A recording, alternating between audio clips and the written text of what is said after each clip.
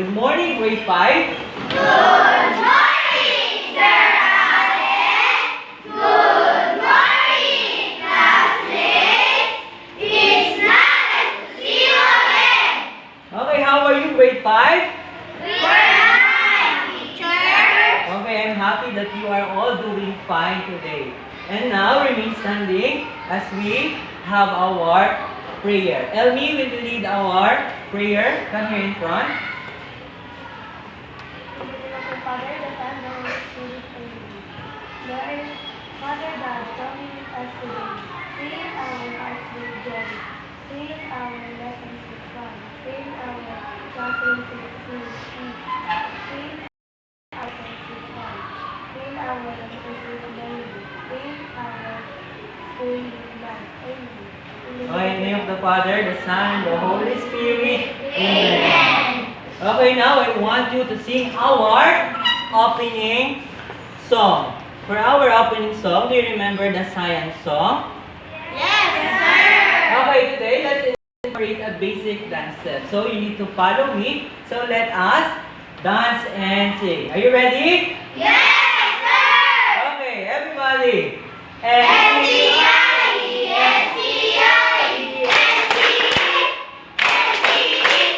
Science is a subject, ignorance is subject. Let us grow, let's have fun. Okay, you may not take your seat. Did you enjoy our opening song, class? Yes, sir. Did you feel energetic today? Yes, sir. Okay, it's nice to hear that you are really enjoying our opening song. And now let's check your attendance. May I know the class secretary? Do we have an absentee today? None, sir, we are in a perfect attendance. Okay, wow, you are in a perfect attendance. And because of that, I want you to give yourself a wonderful clap. Okay, in wonderful clap, you need to clap 3 times. 1, 2, 3. And stomp 3 times. 1, 2, 3. And say, wonderful. Copy? Yes, sir. Okay, everybody. 1, 2, 3. 1, 2, 3. Wonderful. Okay, now let's proceed to our drill. For our drill activity, all you need to do is to identify the different tropical cyclone symbol. Okay, for this activity, group 1, you will be the first to identify those symbols. Okay, for group 1, first picture. Super typhoon. How about this one? Severe tropical storm. How about this one? Typhoon. And then, Tropical storm. and last, Tropical depression. okay, very group 1. How about you, group 2? First picture. Super typhoon. Next. Severe tropical storm. Third. Typhoon. Fourth. Tropical storm. And the last picture. Tropical depression. Okay, excellent. You now already know the different tropical cyclone symbol. And now, we will proceed to for our review. Do you remember our topic last time? It's all about what? Everyone, please read. How do tropical cyclones develop? Okay, to assess your learnings from our previous topics, let's have our activity. Okay, for our activity, you only choose the correct answer or the correct letter in the given question. Okay, for number 1, who wants to volunteer to answer? Yes, for number 1, please read and answer. What is the one center of tropical cyclone called? A, I would. B, I see rainbow. D, storm. And what is the answer, Michelle? It's letter B, the I. Okay, very good, Michelle. How about the next question? Will you read and answer also, Queen? What part of typhoon brings the strongest winds and heaviest rain? A, I, B, cloud band. C, I, wall. D, center. The answer will be C. Letter C. And what is letter C? Everyone? Okay, good. How about this third question? Who wants to read and answer? Joyce? Tropical cyclones in the Philippines usually develop in areas. A. Indian Ocean and South China Sea. B. Pacific Ocean and West Philippines. C. Atlantic Ocean and Pacific Ocean. D. Celebes Sea and Cebu Sea. And what is your answer, Joyce? B. Pacific Ocean and West Philippines. Okay, great. It's the letter B, the Pacific Ocean and West Philippine Sea. Let's go to the number 4. Okay, who wants to volunteer to answer for number 4? Okay, Queen. What is the minimum ocean surface temperature needed for a tropical cyclone to develop? A. 20 degrees Celsius. B. 23 degrees Celsius. C. 26 degrees Celsius. D. 30 degrees Celsius. And what is the answer? C. 26 degrees Celsius. Again, everyone, what is the answer for number 4? 26 degrees Celsius. Okay, very good. And for the last number, who wants to volunteer for the last number? Okay, Elmi. Why must a tropical cyclone form away from the equator? A. Because it is colder near the equator. B. Because of the Coriolis effect that makes winds spiral. C. Because there is no water near the equator. D. Because clouds cannot form there. D. Because of the Coriolis effect that makes winds spiral.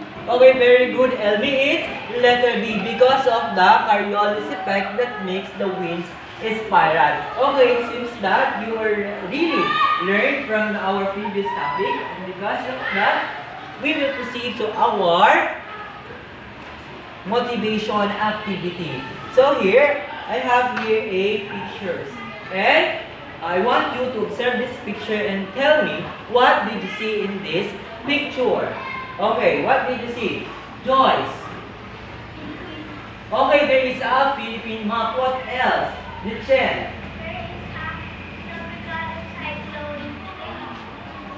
There are tropical cyclone symbols. And then, the most important, what did you see? Elmi.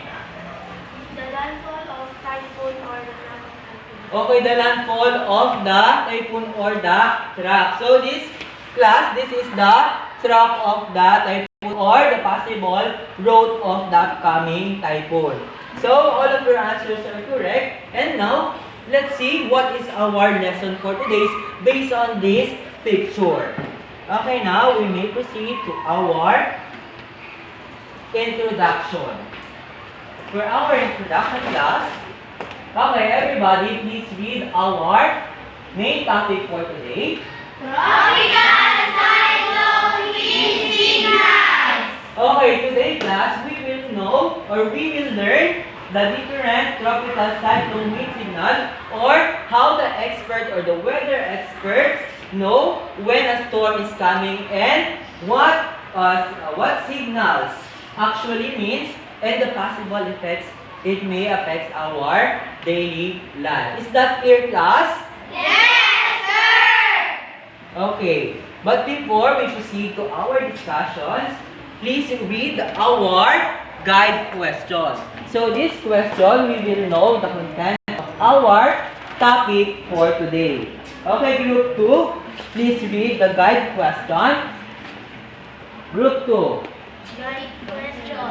Based on the Pag-asa warning signal system, what action should people take for each signal? And how do the expected wind speed and potential damage differ from signal 1 to signal 5? Okay, class, please keep this in your mind because as we tackled our lessons for today, you will answer this indirectly. So you may reflect to this question. And then, before our discussion, we will be having our standards for working. So, because we have a free activity that you will going to share your experiences in your class during wind signal in your area. So, first, let's read the standards for working. Number 1, everybody, please read. Participate actively. Respect everyone. Minimize noise. And last number. Manage time. Okay, thank you class for your active participation. So now I will set aside here and I put in this side. So you can remind to this standards for working. Okay, now let's have our prayer activity today. And for our activity today, please read the title. Everybody. My experience with typhoon warning signal. Okay, for this activity class, you will write an essay that something about that show or explain your experiences during a typhoon that your area has under a tropical cyclone wind signal. So how did you write your essay? So through the help of these guide questions. So everybody please read. Which warning signal was raised? What did you see or feel during the storm? How did it affect your home, school, or daily activities? Okay class, please bring out one whole sheet of paper and do this activity. So you have only 5 minutes to finish this activity, and after 5 minutes, finish or not finish, you will be passing your paper. Okay, after doing this essay, I will call someone to volunteer to share their experience during the typhoon warning signals in their specific area. Okay, you may now start now doing your essay.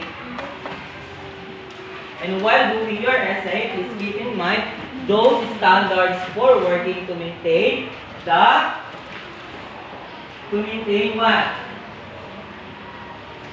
maintain the orderness of our classroom. And in order for you to focus on your activity.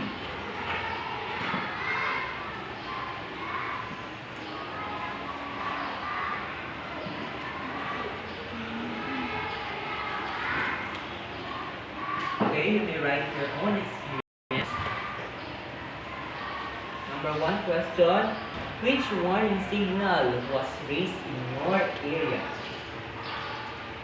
Number 2 question, what did you see or feel during the storm?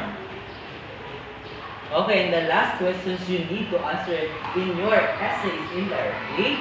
How did it affect your home, school, or daily activities? Okay? You may continue doing your activity.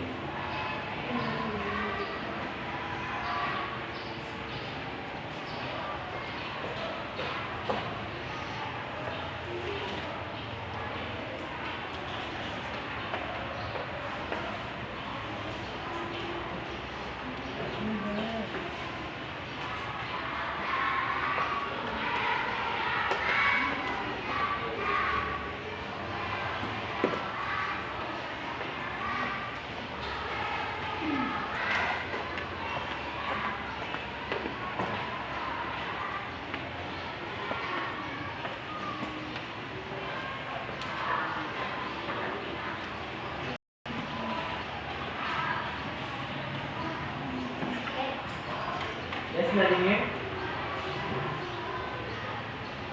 Let's continue to do your activities. Okay, are you done, class? Yes, sir. Okay, now, please pass your paper. Okay, for passing your paper, it came from the back and then up to the front. Okay, I count 1 to 10. In the count, when I count 10, so your paper will be in my hands. Okay, 1, 2, 3, 4, 5, 6, 7, 8, 9, 10. Where's the others? Okay, now it's time to hear someone who shared their experiences during a typhoon warning signal. Okay, who wants to volunteer to share his or her experience in class? Okay, if you want to share, then raise your hand. Okay, Elmi, let me hear your experience during a typhoon warning signals. Okay, now, okay, which warning signals was raised in your areas, Elmi? Experience Signal number 5.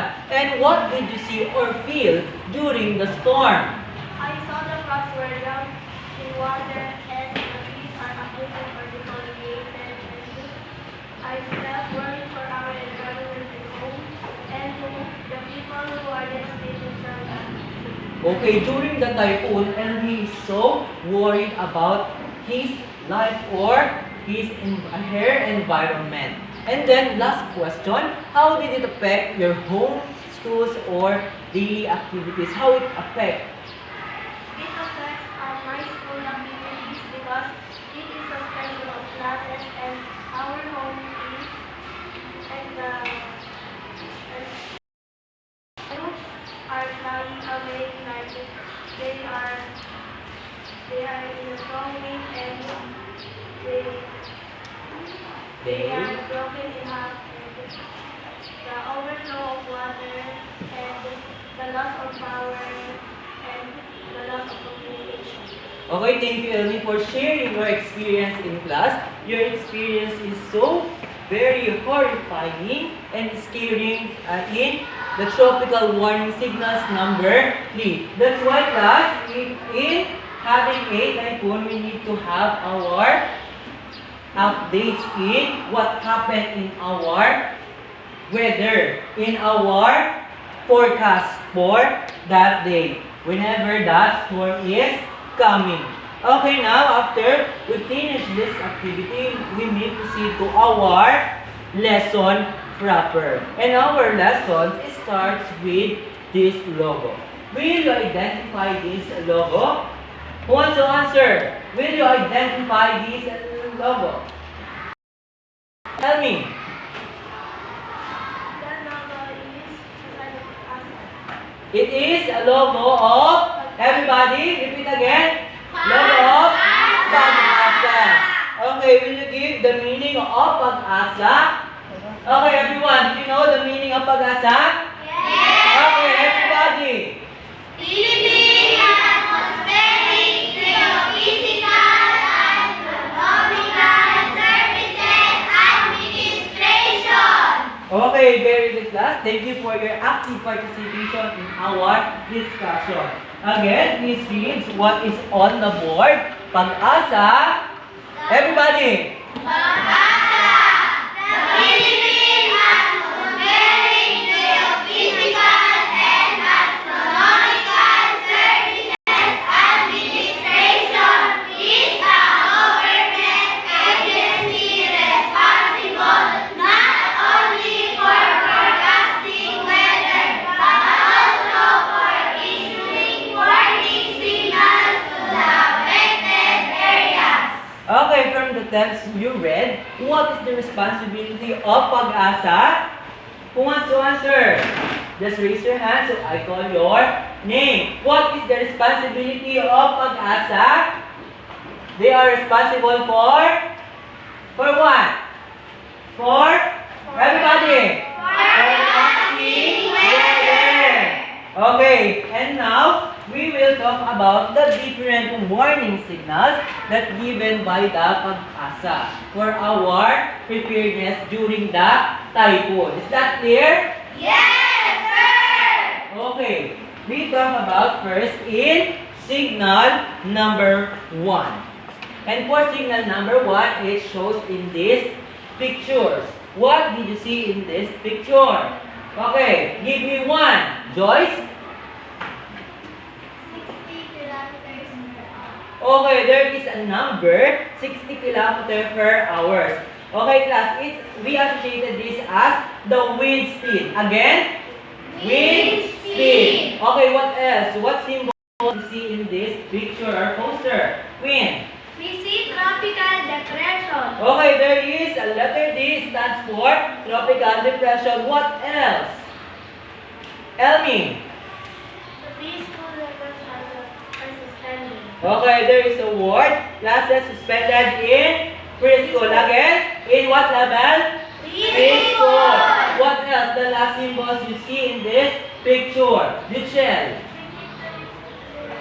We need to listen to the radio for the update during the signal number 1. Again, what level is suspended during the signal number 1? Okay, during the signal number 1, automatically the classes in preschool are suspended. Okay, to see if your answers is correct, let's read the effects or the possible effects of signal number 1. For signal number 1, group 1, please read. Signal number 1. A depression is in the area. A wind less than 60 kilometers per hour. In velocity is expected in the next 36 hours. People are advised to listen to the radio for updates. Preschool level classes are suspended. Okay, what do you think is the importance of listening to the radio while we have while there is upcoming typhoon? What is the importance of listening to the radio? It gives us, I hear you. Joyce, say it again. It give us updates and we could prepare for the possible effects of the typhoon. Now let's proceed to signal number 2. And signal number 2 effects is shows in this poster. Again, what symbols did you see in this picture? Give me one. Twin. Tropical storm. There is a tropical storm represented by the S symbol. How about you, Elisa?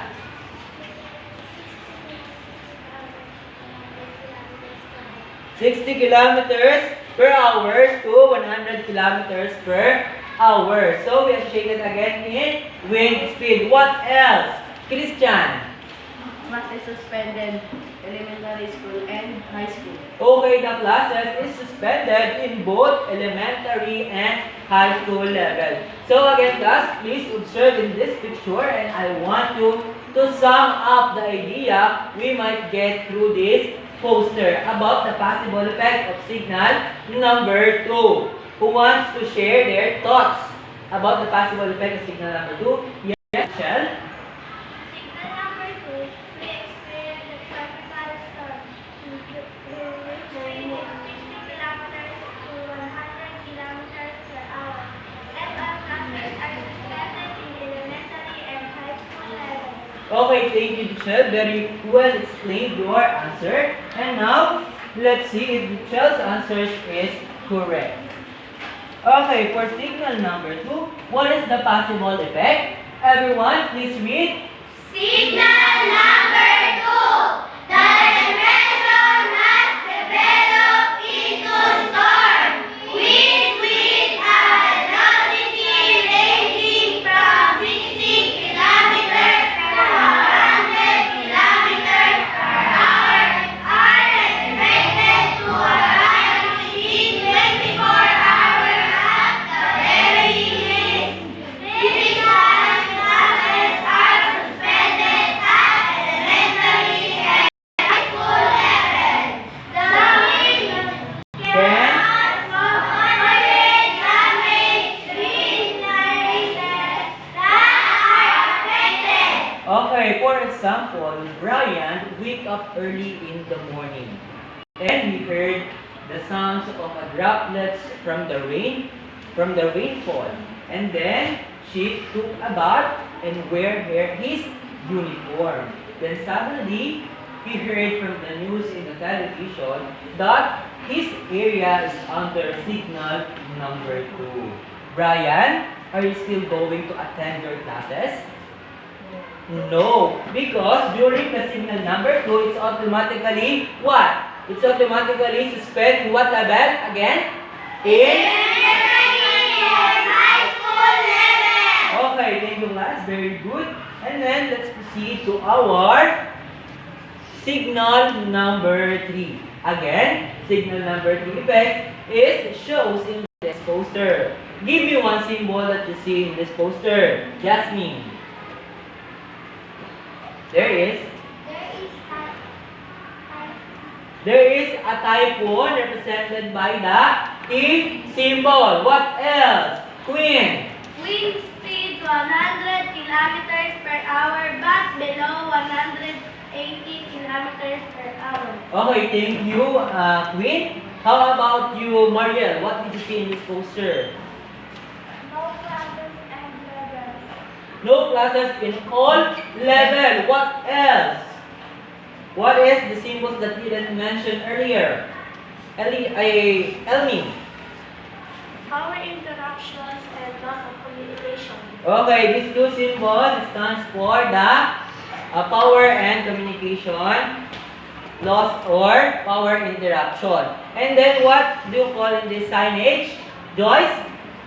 Evacuation assembly area. Okay, evacuation assembly area. And through these symbols in this poster, can you sum up the idea or the possible effects in signal number 3?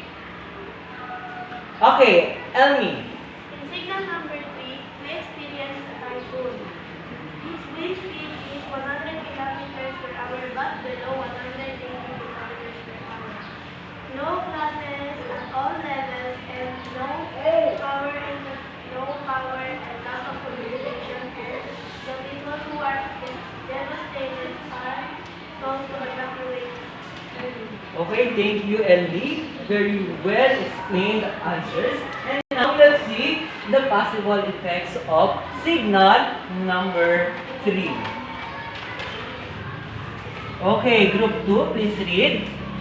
Signal number 3. A typhoon is coming within 18 hours. Winds have a velocity above 100 kilometers per hour but below 180 kilometers per hour.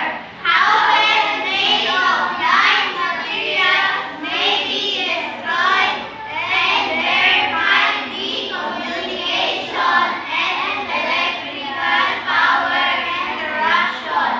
Moderate to heavy damage may be expected. Evacuation of those people living in low-lying areas is being advised.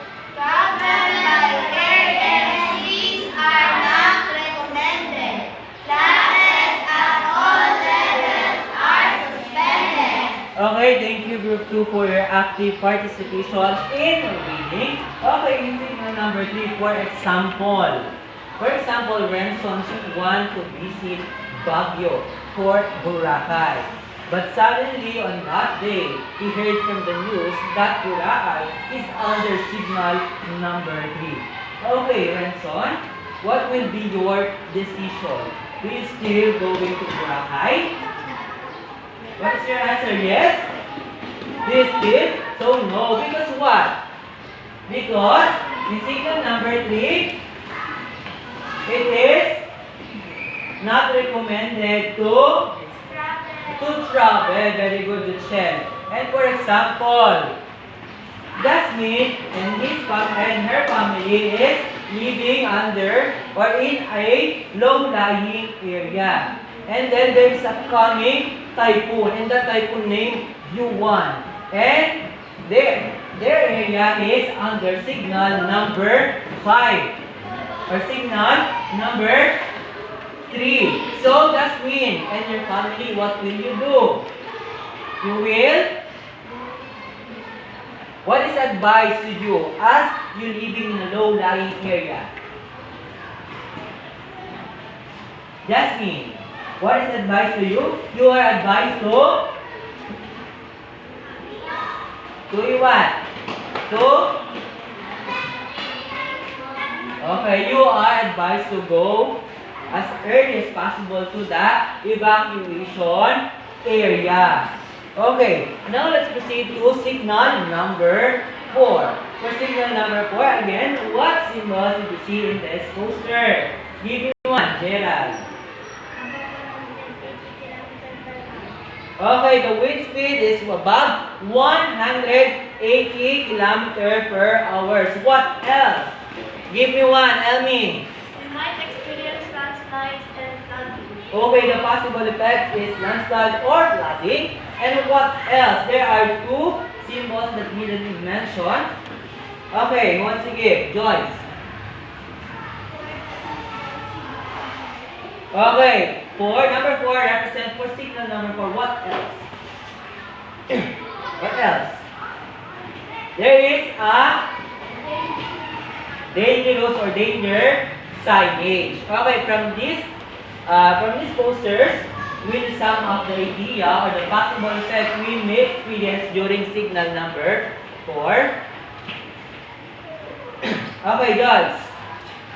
Signal number 4, there has a wind speed that's above 180 kilometers per hour. It is dangerous level. Okay, thank you, Joyce. And to see your answer, if your answer is correct, let's read signal number 4. Everyone, please read. Signal number 4. As long as typhoon is coming within 12 hours, winds have a velocity above 180 kilometers per hour. This condition is very dangerous because great damage can happen in affected places. Okay, that is the effect of signal number 4. Again, it is very dangerous because it has great damage. Always remember, in signal number 4, we might experience great damage. And now, let's proceed to our last signal, wind signal. And it shows in these posters again. Signal number 5 shows in these posters. Give me one symbol to see in this poster. Wind. Wind speed above 220 kilometers per hour. Okay, what else? Elmi. Widespread damage. And then, thank you, Elmi. How about you, Chen? What did you see? Symbol of signal number 5. Okay, number 5 stands for signal number 5. How about the effects? Okay, just focus in this last two pictures. Joyce, give me one. Damaged houses. How about you, Elmi? Last picture. Tall trees can be uprooted or defoliated. Okay, thank you, Elmi. Very great answers. And now, can you sum up the idea or the possible effect of signal number 5? Who wants to volunteer? Yes, Elisa. Signal number 5 is about 220 kilometers per hour. Experience.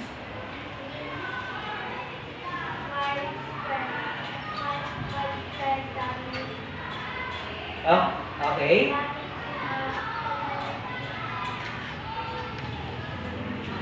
Okay, during the signal, okay, thank you, Elisa. For signal number 5, we experience a widespread of damage. Earlier, we talked about for signal number 4, it is a great damage. While in signal number 5, we may experience widespread damage. Okay, it's all over our community. So we may, it might broken down the houses, the buildings, and uprooted or defoliated the tall trees. Okay, now let's simply generalize our topic for today. But before that, okay, everyone, please read the number, signal number 5. Signal number 5. As long as typhoon is coming within 12 hours, the wind has a velocity above 220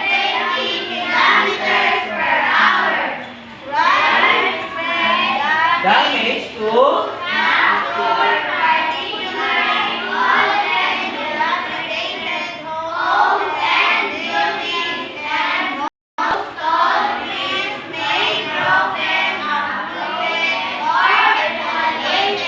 Okay, the word dilapidated, it means broken down, the houses or the buildings.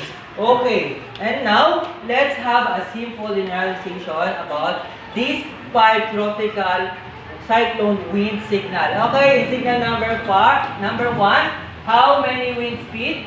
How much? Okay, there is 60 kilometers per hour. How about signal number 2? To 100 kilometers per hour. And then, for signal number 3? Okay, please remember those. And then signal number 4, we have above kilometers per hour. And then for last signal, warning signals, we have above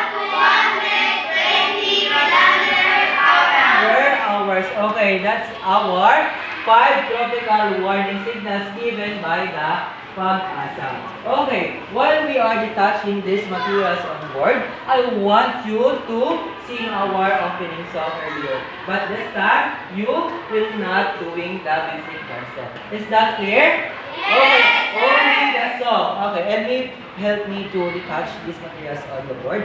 And then, you will sing the opening song. Okay, everybody, sing song.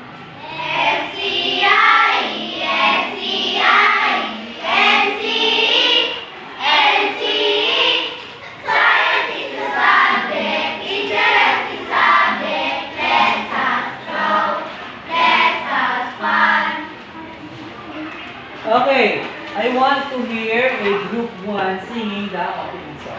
Group 1.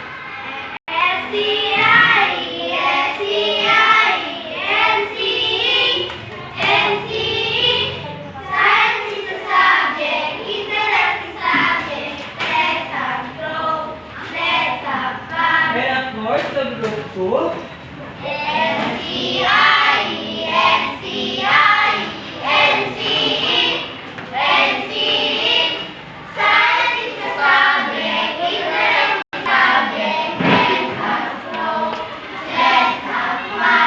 Okay, now, let's have our generalization activity. Okay, which warning signal has 60 km per hour? Signal number 1. Okay, Anthony. Signal number 1. Signal number 1. How about above warning signal that has above 220 km per hour? Joyce. Signal number 5. Signal number 5. How about a warning signal that has a dangerous level with a great damage? Great damage. Michelle. Signal number 4. And how about this warning signals that suspend all level? Okay. Queen. Signal number 3. Okay, signal number 3. Very good class. It seems that you all really understood our topic today. And then, because of that, let's proceed to our application activity. So, for application activity, your class will be divided into 3 groups. So, these 3 rows will be the group 1. These 2 rows in the center will be the group 2. And these 3 rows will be the group 3. Okay. Each group is assigned into warning signal. Group 1, you will assign to signal number 1 and 2. Group 2, you will assign to signal number 3 and 4. And then the last group, you will assign to signal number 4 and 5. Okay, you may now create your own circle as a group and do your activity. Okay, for your activity, you will be going to create a concept map about the tropical warning signal. Okay, so your activity, please remember our standards for working. Minimize your noise. Participate in your activity. Okay, you're only given 5 minutes to finish your activity as a group. Okay, copy the table or the diagram here on the screen and write your answers in each warning signal. Okay. You are given 5 minutes to finish. You may now start now.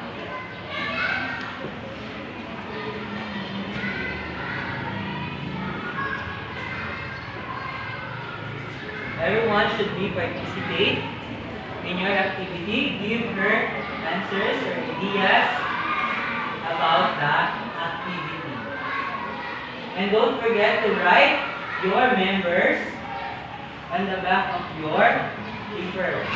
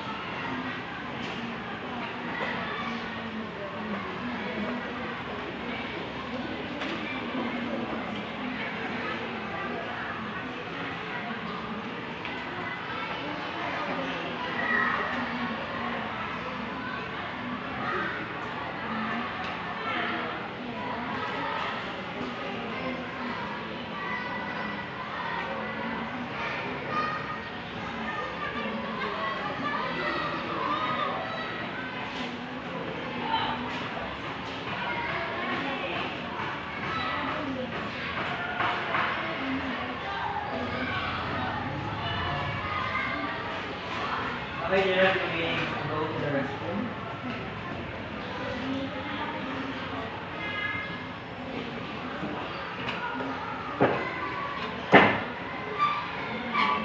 Okay, talk to your group mates and then record the answers and then write it down on your paper. And then after you will doing that activity, you will be going to present your work as a group. And only the leader can read your answers here in front.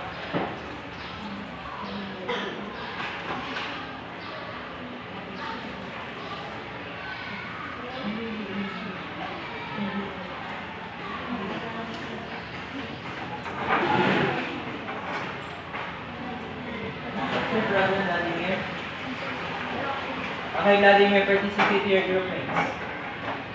Face your group mates. Vladimir, let me remind you to minimize your noise.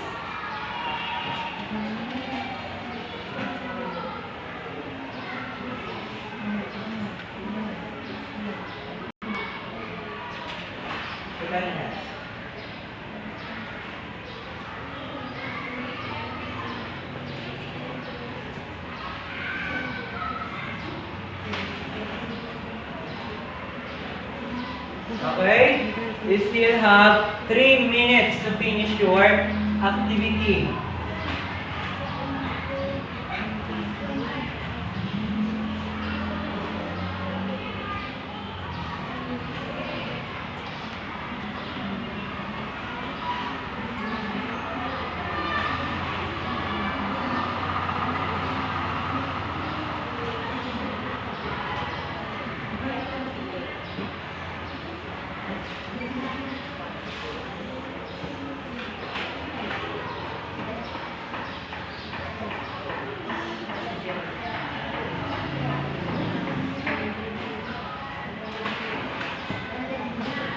Okay, Vladimir, participate in your group.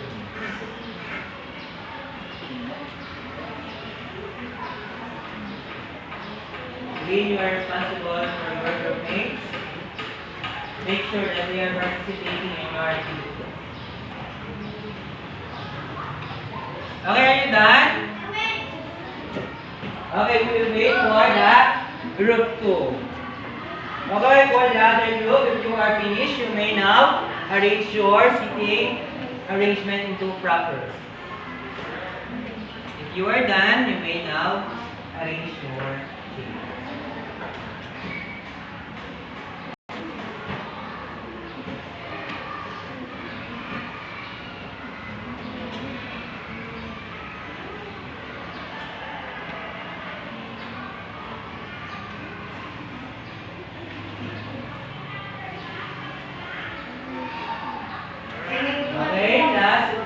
minute.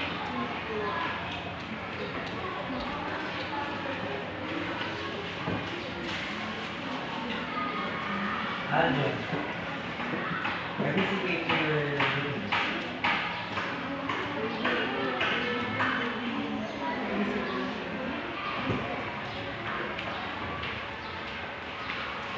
Vladimir, what's your problem? Okay, are you done? Okay, finish or not finish? Go back to your proper seating arrangement. And we will have in our reporting. Only the leader will present their work as a group mate.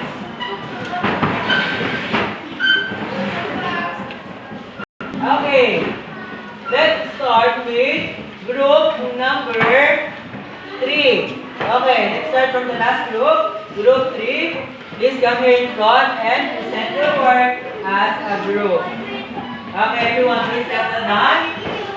Everyone, please settle down and let's hear the answer of group 3. Let me now start. Statement number 4. As a wind speed of 1.0 kilometers per hour.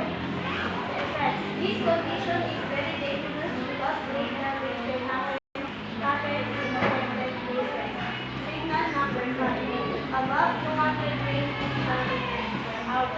Widespread damage to structures and dilapidated homes and buildings and buildings will be broken and uplifted or deteriorated. Okay, thank you. Great answers from group 3. Okay, let's give them a 3 claps. 1, 2, 3. Of course, let me hear your answer. Group 2. Okay, your leader will be Duchelle. Please come here in front and read the answers in your class.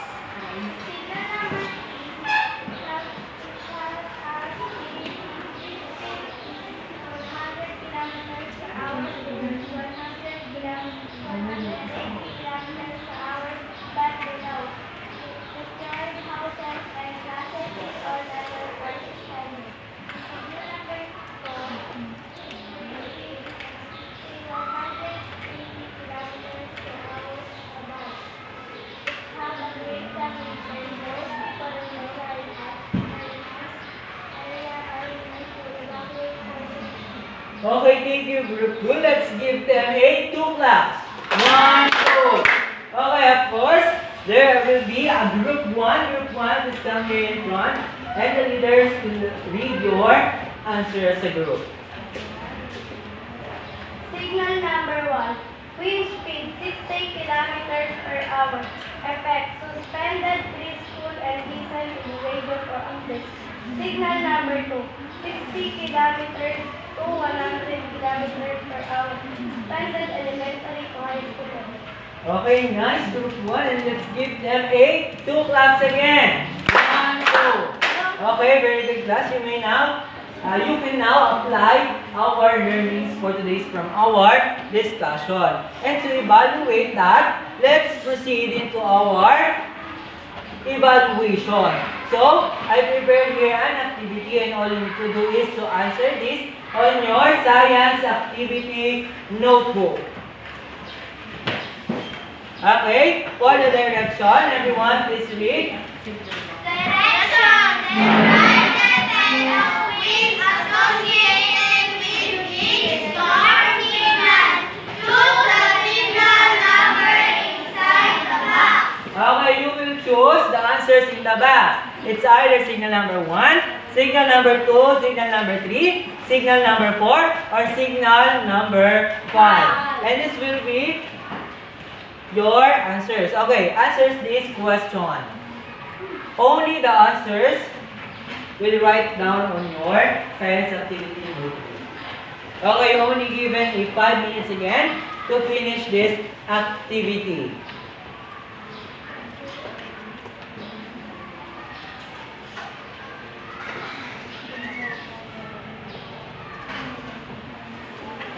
Okay, for your option, you will choose it's either signal number 1, signal number 2, signal number 3, signal number 4, or signal number 5. Vladimir, go back to your proper seat. Vladimir, did you hear me?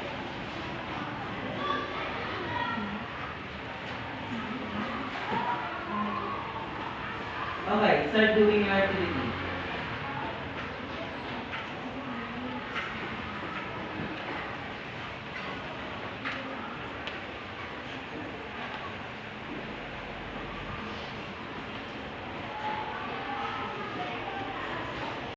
Focus on your activity, don't talk to your seatmate.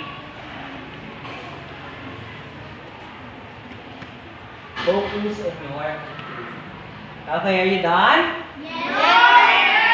Okay, we will wait for the others to finish their activity. Okay, they still have 1 minute to finish your activity.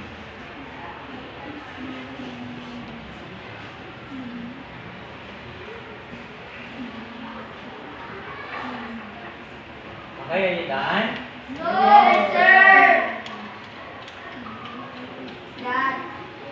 Okay, finish or not finish, pass your activity notebook. 1, 2, 3, 4, 5, 6, 7, 8, 9, 10. I'll give you your activity notebook so I could check it later. How about the others?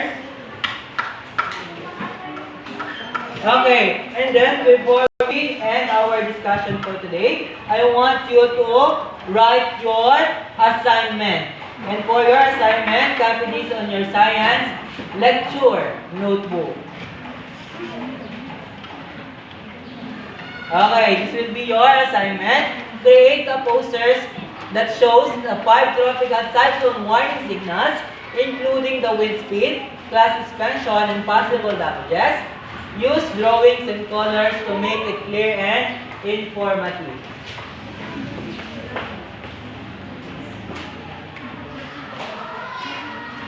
And to give you scores, of course, we have our rubrics in giving your points in our activity.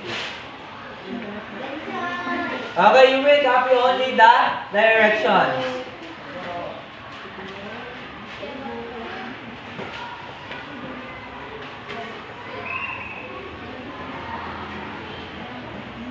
What's wrong with you? Nothing here? Copy your assignment.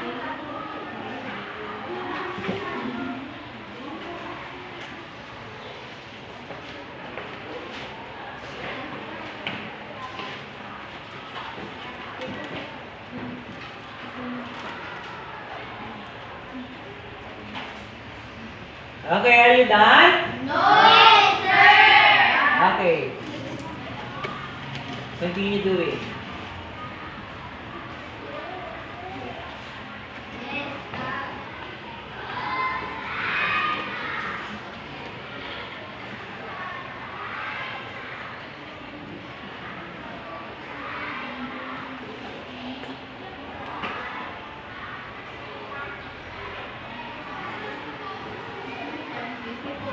Alright, are you done?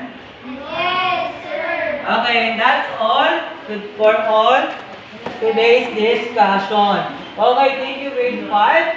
Goodbye, grade 5.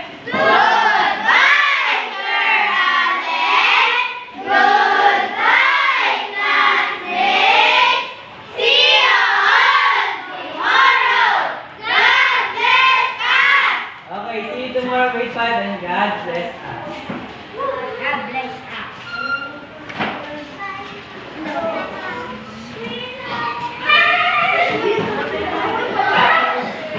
Okay, take your seat.